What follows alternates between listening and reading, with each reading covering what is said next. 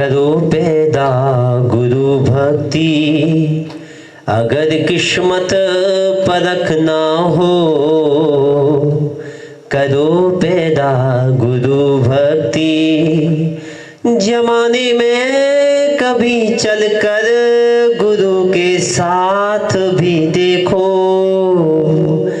जमाने में कभी चलकर गुरु के साथ भी देखो। अगर महावीर बनना हो, करो पैदा गुरु भक्ति, अगर महावीर बनना हो, करो पैदा गुरु भक्ति। बोलिए परम पूज्य मूल नायक चेतन चमत्कारी पारसनाथ भगवान की, संत शिरोमणि आचार्य भगवान श्री विद्यासागर जी महाराज की, परम पूज्य आचार्य भगवान श्री अभिनंदन सागर जी विपुल सागर जी महाराज की, मम गुरुदेव परम पूज्य आचार्य भगवान श्री निर्भय सागर जी महाराज की, 3 कम 9 करोड़ मुनि महाराज की।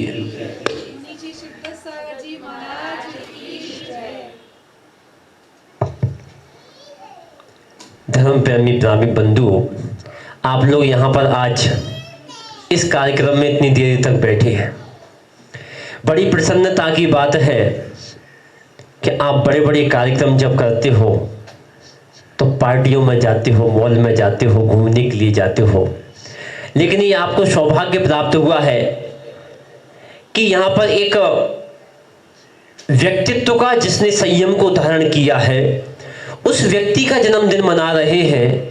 आप लोगों के मन में विचार आ सकता है क्या व्यक्ति का जन्मदिन मनाना ठीक है या नहीं है, क्योंकि पंचम काल में जिस व्यक्ति का जन्म होता है सभी संसारी प्राणियों का जन्म मिथ्यात्व के साथ होता है।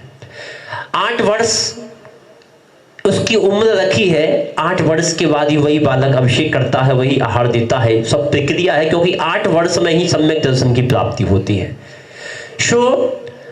हम उस जीव का जन्मदिन नहीं मना रहे हैं जिसने मिथ्यात्व के साथ जन्म लिया था, अभी हम उस व्यक्ति का जन्मदिन मना रहे हैं जिसने संयम की ओर अपने कदम को बढ़ा करके रखा है। इसलिए अपने बेटे के जन्मदिन में जितना आनंद हमको होता है, अपने माता पिताओं के जन्मदिन मनाने में जितना आनंद होता है, अपने बुजुर्गों के जन्मदिन मनाने में हमें जितना आनंद आता है, उससे कहीं ज्यादा आनंद हमें त्यागी वृत्तियों के जन्मदिन मनाने में आना चाहिए। क्योंकि ध्यान रखना, रागी का जन्मदिन मनाओगे तो पाप कर्म का अर्जन होगा, और बैरागी का जन्मदिन मनाओगे तो पुण्य का अर्जन होगा। ये ध्यान रखना, काम दोनों के एक जैसे हैं। जन्मदिन बेटे का भी मनाते हो और साधु संतों का भी मनाते हो, एक के जन्मदिन में पाप की क्रिया होती है और दूसरे के मनाने में पुण्य की क्रिया होती है। इसलिए आप लोग इस चीजों को मनाएं, अपने जीवन में जन्मदिन में याद करें, और ये संकल्प रहे कि ऐसे व्यक्ति ने अपने घर को छोड़ करके परिवार का लालन पालन करके, ध्यान रखना हम जैसे बाल ब्रह्मचारियों को निकलना तो कोई बड़ी बात नहीं है। हम जैसे बाल ब्रह्मचारियों का इस मार्ग पर बढ़ना कोई बड़ी बात नहीं है। जिसने गृहस्थ जीवन को जिया है, परिवार के साथ रहा है, परिवार में रहा है, अपने बच्चों के साथ, बीबी के साथ, बच्चों के साथ, सबके गृहस्थियों के साथ रहा है, उसके बाद जिसने छोड़ा है उसका बहुत बड़ा महत्व होता है। क्योंकि ध्यान रखना, बुंदेलखंड में कहावत है, करी ना खेती पड़े ना पंध, और वो क्या जाने मूर्ख चंद। भैया ना हम तो खेती करी है, ना शादी हुई है, इन सब ने उस परिवार को जिया है। परिवार के लोगों को छोड़ना, घर गृहस्थी को छोड़ करके आना बहुत बड़ी बात होती है। आज आप यहाँ पर इस कार्यक्रम को बना रहे हैं। जैसे महाराज जी कह रहे थे बहुत कुछ कहना है तो बहुत कुछ। संयम की महिमा अपरंपार है। अगर जिंदगी भर भी गाए जाए, 10 भव तक, अगर अनंत भव तक भी गाए जाए, तो भी संयम का वर्णन कर नहीं सकते। इसलिए ज्यादा कुछ नहीं कहना। इन्होंने अपने आप को पहचाना और पहचान करके गुरु के चरणों में समर्पण किया है। तो बस मैं आपको यही कहूंगा कि आप लोग अपने जीवन में अच्छे कार्य करें। पक्षी को अगर पंखों पर विश्वास है तभी वो ऊपर की उड़ान भरता है। अगर उसको ऊपर की विश्वास ना हो पंखों पर, तो वो उड़ान नहीं भर सकता। इसलिए अपने आप पर विश्वास करो, अपने आप में समर्पित रहो और अपने जीवन को आगे बढ़ा। जो व्यक्ति अपने आप में विश्वास रहता है, अपने आप को समझता है, अपने जीवन को समझने का प्रयास करता है, अपने जीवन के साथ जीने का प्रयास करता है, वही संत बन सकता है। जिसको अपने पर विश्वास नहीं, वो कभी संत नहीं बन सकता है। और संत नहीं बन सकता तो भगवंत नहीं बन सकता है। अगर संत, भगवंत और संत बनना है तो अपने आप पर विश्वास करना ही पड़ेगा। श्वासें तो आदमी की चल रही है, श्वास लेने का नाम जिंदगी नहीं हुआ करता है।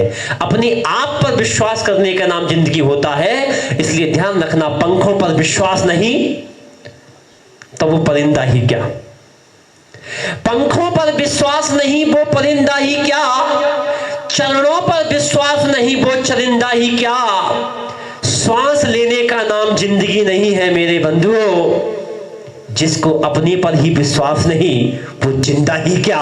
इसलिए अपने जीवन में कुछ बनने का प्रयास करो, जीवन को जीने का प्रयास करो, भगवंत पद की ओर विश्वास करो। हमारे मेघदत्त सागर महाराज बहुत ही अच्छे साधक और बहुत ही अच्छे वात्सल्य के धनी, सबको लेकर के चलने वाले, सबके साथ कदम से कदम मिला करके चलाने वाले। तभी एक और एक गाड़ी बनती है, मोक्ष मार्ग की गाड़ी। एक और एक 11 के साथ बनती है। संसार में एक और एक 2 होते हैं और मोक्ष मार्ग में एक और एक 11 होते हैं। इसलिए ध्यान रखना। हमारे आज बहुत बढ़िया जन्मदिन होने के बाद, शायद 73, 67, बहुत अच्छी बात है। इतनी उम्र होने के बाद भी यहाँ पर कदम से कदम मिला करके अष्टापद वाले महाराज और नोएडा वाले महाराज, दोनों हाथ में इनके लड्डू हैं। अगर तीर्थों को याद करेंगे तो अष्टापद वाले कहलाएंगे, और पूरे आईटी वालों को याद करेंगे तो नोएडा वाले कहलाएंगे, और सेक्टर 50 वाले कहलाएंगे।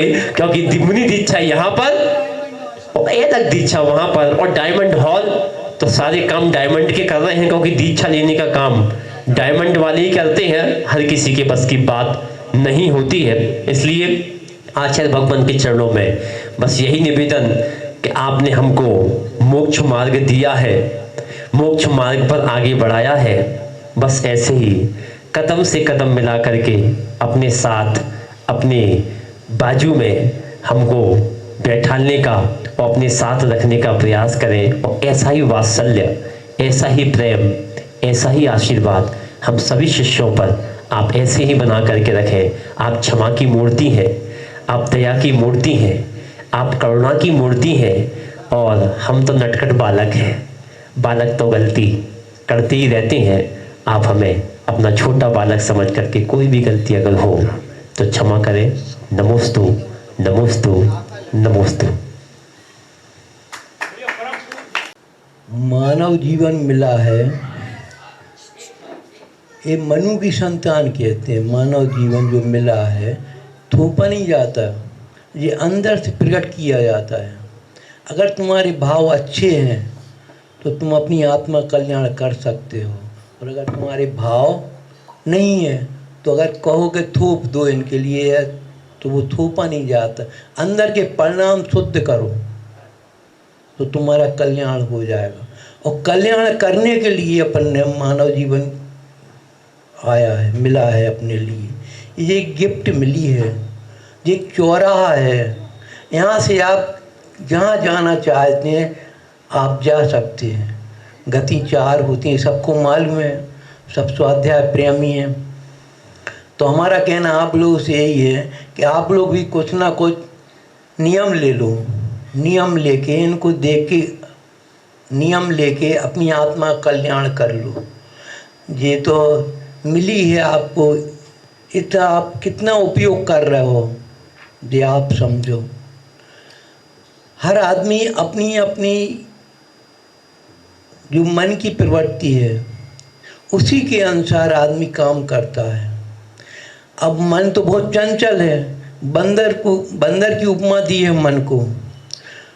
तो हमारा आप लोगों से इतना ही कहना है, समय की भी बहुत बढ़ गया क्योंकि अब महाराजों को भी आहार के लिए उठना है। तो हमारा आप लोगों से भी यही कहना है कि आज का दिन बहुत अच्छा है और इन्होंने तो अपनी आत्मा कल्याण कर लेंगे ये आगे चल के, मगर आप लोग भी शिक्षा ग्रहण कर लो कि हमें भी अपनी आत्मा कल्याण करना है, कुछ ना कुछ जरूर व्रत ले लो जिसमें अपनी आत्मा कल्याण हो जाए। इतना कहकर मैं अपनी वाणी को विराम देता हूँ। जय बोलो परम पूजा आचार्य गुरुवर विद्यासागर महाराज की। जो भी हमारे दोष हुए उनके लिए तो हमने आचार्य जी के सामने रख दिया था कि महाराज जी ये दोष हमसे हुए हैं, उनके लिए आचार्य जी ने प्रायश्चित भी दिया था। तो अब हमारी आचार्य जी से हमेशा यही विनती रही, कई बार हम कह चुके हैं और पुनः आज फिर कह रहे हैं कि हे गुरुवर आप जो भी आज्ञा देंगे उसका हम पालन करेंगे। और आज हमने जो आपसे निवेदन किया था प्रायश्चित के लिए कि कुछ हमें त्याग करना है, कल ऐसी चर्चा आई थी कि नहीं आप ये क्यों नहीं लेते, ये क्यों नहीं लेते, तो हमने कहा मुनि पद सिर्फ इसलिए लिया है त्याग करने के लिए। तो आज भी हमारा कुछ विचार है, जो भी आप आज्ञा प्रदान करेंगे उसके लिए हम स्वीकार करेंगे, क्योंकि जो पिछला है उसको हमने छोड़ दिया है। बीती ताय विसारी आगे की सुधले, आगे हमारे मुझ मार्ग कैसे उन्नत है। हम मुनि संघ से भी यही निवेदन करेंगे कि हमें संबल प्रदान करते रहे और समझाते रहे, अगर कोई गलती है तो उसको हम समझाते रहें, जिससे हम मुझ मार्ग पर चलकर अपने मुझ मार्ग को प्रशस्त करें। और गुरुदेव से भी बार बार यही निवेदन है कि हमारे लिए आप जो भी आज्ञा प्रदान करेंगे उसके लिए हम हमेशा बिल्कुल एकदम से निश्चित रहेंगे कि हम उस मुझ मार्ग पर चल रहे हैं। आपने जैसे कि बताया कि हम दीक्षा के संस्कार तो दे देंगे, लेकिन मोक्ष मार्ग का आपको चलना है, तो गुरुदेव हम आपकी आज्ञा का पालन बराबर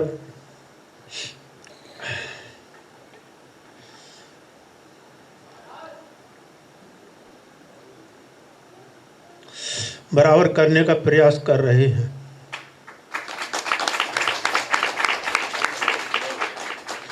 आपने आदेश दिया कि आँख कान मुख बंद कर कर आत्मलीन होना है, तो उसके लिए हम प्रयासरत रहें और आगे भी जो आप आदेश करेंगे उसके लिए हम स्वीकार करेंगे।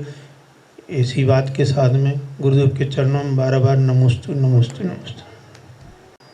हमारे राजेंद्र भैया जी और बहन जी ने और लाइब्रेरी दीदी ने बहुत कुछ कहा, और प्रातःकाल जब मुझे पता चला कि कार्यक्रम हो रहा है तो 4 पंक्तियाँ लिखी हैं, और 4 पंक्तियाँ में सम्यक देखते हुए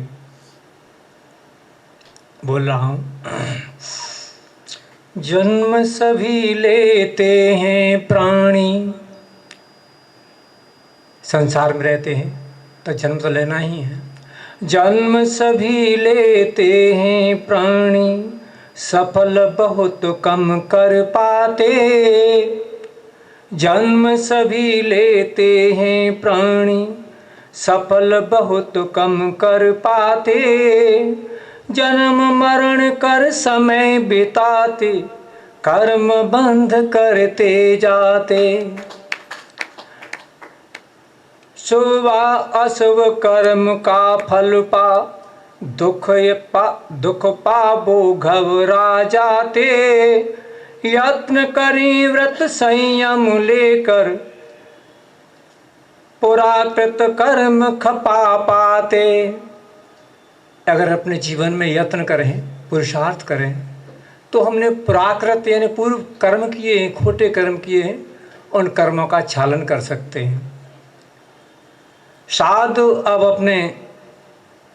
अब क्या कहूँ उनके बारे में, पूर्व सुनील भैया कहूँ, वर्तमान मनी कहूँ, साथ ही रहे हैं, साथ रहे हैं और साथ साथ दीक्षा हुई है, तो थोड़ा सा अंतरंग भाव से थोड़ा संबोधन भी दे रहा हूँ। साधु बने हो करो साधना, ये मुनिपत्र ग्रहण कर लिया।